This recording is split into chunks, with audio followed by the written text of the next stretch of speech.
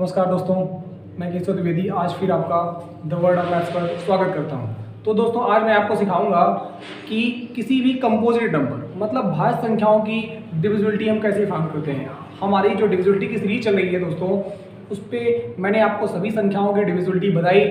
मैंने कल के वीडियो में मैंने आपको बताया था कि कैसे हम किसी अभाज्य संख्याओं की डिविजिबिलिटी आसानी से ज्ञात करते हैं बीजांक संख्या की सहायता से।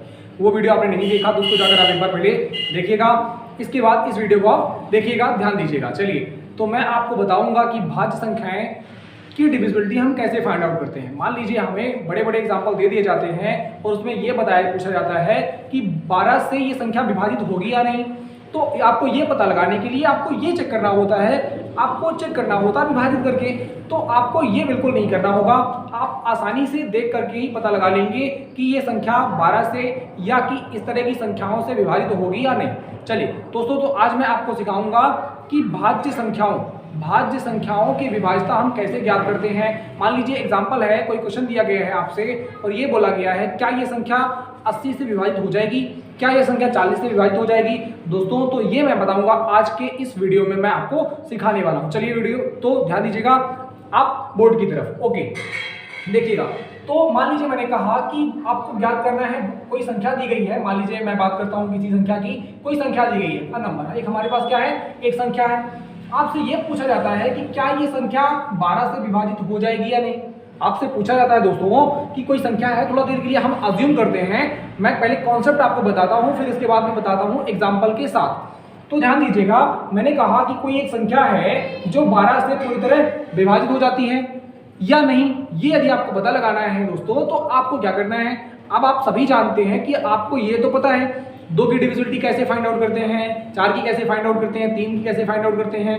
तो हमें करना क्या होगा, 12 की तो नहीं पता दोस्तों, बिल्कुल भी नहीं पता हमें। तो हमें करना क्या होगा, हम एक काम करिए, आप 12 के ऐसे फैक्टर करिए, ध्यान दीजिएगा 12 के आप ऐसे गुणनखंड करिए जिनकी डिविजिबिलिटी आपको पता है, क्योंकि 12 एक भाज्य संख्या है जिसके गुणनखंड हो जाएंगे। 3 इसका एक क्या है, गुणनखंड है। 4 भी इसका क्या है, दोस्तों गुणनखंड है। आपको लगता होगा कि आपने 2 और 6 क्यों नहीं ले लिया। हाँ हम ले सकते हैं, वैसे भी ले सकते हैं। हमने 3 और 4 क्यों लिया, क्योंकि दोस्तों आप जानते हैं कि 4 की डिविजिबिलिटी का रूल होता है, किसी भी संख्या के अंतिम 2 अंकों से मिलकर बनी हुई संख्या यदि 4 से विभाजित हो जाती है तो पूरी संख्या 4 से विभाजित हो जाती है। दोस्तों आपको 3 की डिविजिबिलिटी पता है, क्या है, ये है होता है कि दी गई संख्या के अंकों का योग यदि पूरी तरह से 3 से विभाजित है तो आपकी पूरी संख्या 3 से विभाजित हो जाती है। तो आपको ये पता लगाना होगा कि संख्या 12 से विभाजित होगी या नहीं।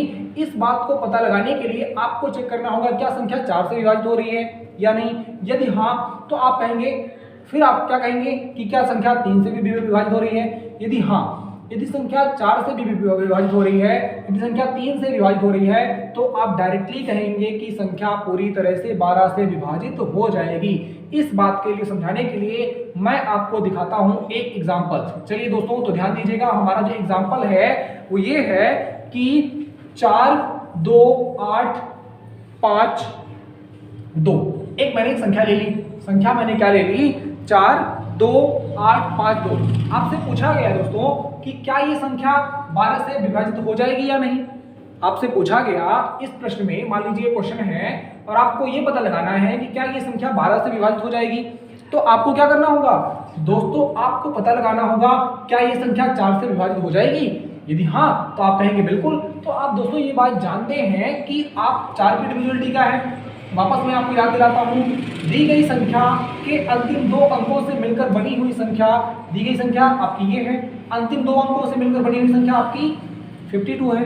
यदि 4 से ये विभाजित हो जाएगी, जो कि हो रही है, तो आप कहेंगे कि संख्या क्या है, ये पूरी संख्या 4 से विभाजित हो गई। ओके, अब आगे, अब तो 4 का तो हो गया, अब आपको क्या चेक करना होगा, आपको चेक करना होगा क्या ये 3 से विभाजित हो रही है। यदि ऐसा है तो दोस्तों ध्यान देंगे, आपको ये पता लगाना होगा 3 की डिविजिबिलिटी। आप जानते हैं कि 3 की डिविजिबिलिटी के लिए आपको संख्या के अंकों का योग करना होता है। तो मैंने आपको ऑलरेडी ये तरीका सिखा रखा है कि आप सारे अंकों का योग ना करके आप अंकों का योग करते जाइए और उनको हटाते जाइए। 4 2 6 आप जानते हैं 3 से विभाजित है और आपका हो जाएगा 8 5 13 और 2, ये हो जाएगा आपका 15 हो जाएगा दोस्तों। ये भी क्या है आपका 3 से विभाजित हो जाएगा। ऐसा मैंने क्यों कहा, क्योंकि आप जानते हैं कि आप अंकों का योग करने के बाद ही तो लिखते हैं सारे। आप इन सभी अंकों का योग करेंगे, ये 15 और 6 हो जाएगा आपका क्या 21। टोटल यदि योग करेंगे तो क्या हो जाएगा 21। लेकिन हमारे पास हमें समय बचाने के लिए, कम समय में प्रश्न को करने के लिए आप एक काम करिए, आप जानते हैं 21 क्या है आपका, मैं ये कहूँ कि 6 और 15 से मिलकर बना है, तो आप यही तो कहेंगे हाँ।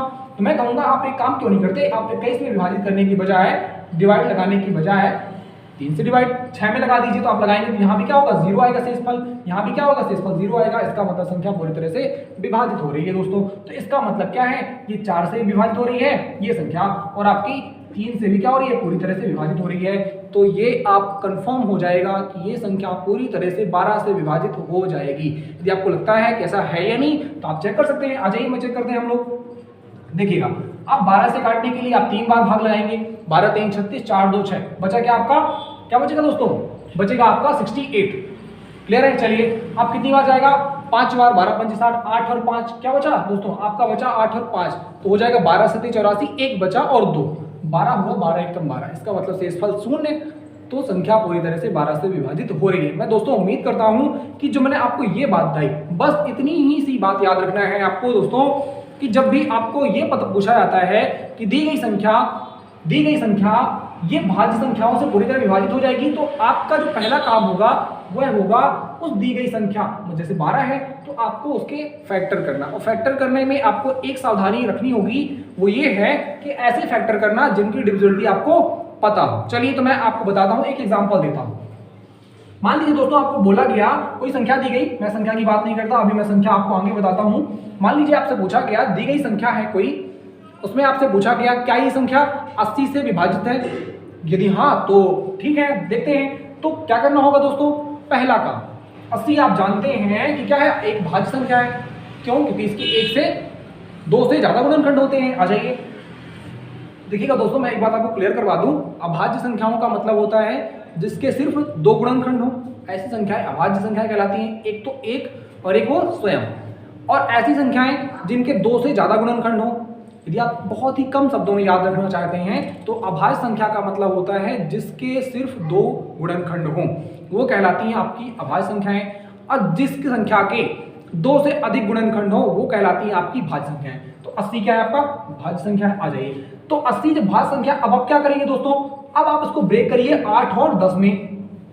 आपको लगता होगा क्यों आप ऐसा क्यों नहीं करते, 16 और 5 में कर लीजिए, ऐसा भी कर सकते हो, कोई दिक्कत नहीं है। लेकिन मैंने क्या कहा, 8 और 10 में कहा। क्यों दोस्तों मैंने 16 और 5 में क्यों ब्रेक नहीं किया, देखिए आप जानते हैं कि 80 से कटने वाली संख्या के इकाई का अंक आवश्यक रूप से 0 होगा, या मैं ये कहूं कि 10 से कटने वाली संख्या तभी विभाजित होगी जब उस संख्या के इकाई का अंक 0 होगा। लेकिन 5 में क्या है, 5 में दोस्तों ये है कि 5 से विभाजित होने वाली संख्याएं वो सभी संख्याएं विभाजित हो सकती हैं जिनके इकाई का अंक या तो 0 हो या तो 5 हो। लेकिन 10 में तो ये कंफर्म है कि आपको संख्या का इकाई का 0 ही होना पड़ेगा। तो यहाँ थोड़ा सा अनिश्चितता है, इस वजह से मैंने 16 और 5 नहीं लिया। ओके, तो हमने क्या लिया, 8 और 10 लिया। तो दोस्तों पहला काम आपका ये होगा कि आपको कोई संख्या दी जाती है, और आपसे कहा जाता है कि ये संख्या, क्या ये दी गई संख्या 80 से विभाजित हो जाएगी, तो आप देखेंगे उसके इकाई का अंक। आपने इसको अलग किया, फैक्टर किया, 8 और 10 ले लिया, आपने देखा इकाई का अंक 0 है, यदि 0 है तो आप कहेंगे कि हाँ ये संख्या विभाजित हो जाएगी। लेकिन आपको यदि ऐसा दिखता है कि 0 नहीं है तो आप देख करके ही बता सकते हैं दोस्तों कि ये संख्या क्या है, आपकी 80 से विभाजित नहीं होगी। तो यही हो गया कॉन्सेप्ट, यही हो गया, यहीं से बिल्डअप होती है आपकी ट्रिक। कैसे ट्रिक, अब यही आपको बताया जाएगा ये ट्रिक है, ये वो है, नहीं ये कॉन्सेप्ट है दोस्तों, ध्यान दीजिएगा। कॉन्सेप्ट क्या है, क्योंकि 80 से विभाजित होने वाली संख्या के इकाई के अंक में 0 होना अनिवार्य है, तभी वो क्या होगी, 80 से विभाजित होगी, अथवा वो 80 से विभाजित नहीं होगी। क्यों, क्योंकि 80 के फैक्टर में क्या आता है, 8 और 10। 80 से विभाजित होने वाली संख्याएं 8 और 10 से निश्चित रूप से विभाजित होंगी ही। यदि ऐसा है तो उसके इकाई के अंक में 0 है तो आप कहेंगे कि हाँ विभाजित हो जाएगी। तो आपको पता लगाने के लिए बहुत आपको ज्यादा दिमाग लगाने की जरूरत भी नहीं पड़ेगी। यदि आपसे ये पूछा गया है क्या ये संख्या 80 से विभाजित है, यदि उसकी इकाई के अंक मान लीजिए 5, आप कहेंगे बिल्कुल नहीं है, आपने देख के ही पता लगा लिया। तो ये होता है दोस्तों कॉन्सेप्चुअल लर्निंग। कॉन्सेप्चुअल लर्निंग बहुत ही बढ़िया चीज़ होती है जो कि आपको वो बहुत लॉन्ग टाइम तक आपको काम करती है और आपके दिमाग पे एकदम फिट होकर के आप चीज़ों को ऐसे बेसिक अंडरस्टैंडिंग करते हो। चलिए तो हम आपको सिखाएंगे एग्जाम्पल के बिहाफ पर। ओके चलिए दोस्तों, तो ये हमारा क्वेश्चन है जिसके एग्जांपल के बिहार में आपको मैं समझाता हूं कि जो मैंने पूरी बात सिखाई आपको वो क्या है और उसको हम एग्जांपल में कैसे इंप्लीमेंट करेंगे। तो ध्यान दीजिएगा, ये एक संख्या है 278352। आपको ये पता लगाना है क्या ये संख्या 72 से विभाजित हो जाएगी या नहीं। दोस्तों ध्यान दीजिएगा, आपसे पूछा गया है कि क्या ये संख्या 278352 क्या ये संख्या पूरी तरह से 72 से विभाजित हो जाएगी या नहीं। अब आप जानते हैं कि ये जो संख्या है आपकी क्या है, भाज्य संख्या है। भाज्य संख्या का मतलब हुआ जिसके 2 से अधिक फैक्टर हैं। तो अब क्या करना होगा, क्योंकि दोस्तों आपको पता है कि अब डायरेक्टली तो निकाल पाना आपके लिए कठिन है कि ये संख्या 72 से कटेगी या नहीं कटेगी। चलिए तो मैं बताता हूं इसको सरल तरीके से, बहुत ही सिंपल तरीके से कि कैसे आपको करना है।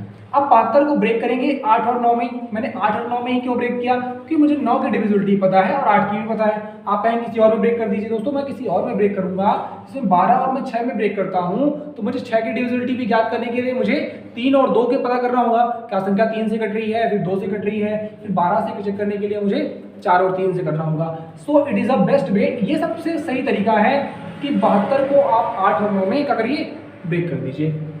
चलिए तो हमें अब क्या करना होगा, आप एक काम करिए। पहला काम ये करिए कि 8 की डिविजिबिलिटी पता लगाइए, क्या ये संख्या 8 से विभाजित है। तो आप जानते हैं 8 से कटने के लिए संख्या के अंतिम 3 अंकों से मिलकर बनी हुई संख्या यदि 8 से विभाजित है तो पूरी संख्या आपकी 8 से विभाजित हो जाएगी। आ जाइए चेक करते हैं। तो आपने 8 से चेक किया तो 8 चौको 32, 8 चौको 32, इसका मतलब संख्या क्या होगी, संख्या 8 से तो पूरी तरह विभाजित है। दोस्तों ये संख्या हमारी, आप जानते हैं 8 के डिविजिबिलिटी का नियम, यदि पूरी संख्या 8 से विभाजित है या नहीं उसको पता लगाने के लिए हमें ये चेक करना होगा कि संख्या के अंतिम 3 अंकों से मिलकर बनी हुई संख्या क्या 8 से विभाजित है। बिल्कुल हाँ है, तो आप कहेंगे कि पूरी संख्या आपकी 8 से विभाजित है। अब आ जाते हैं 9 पर।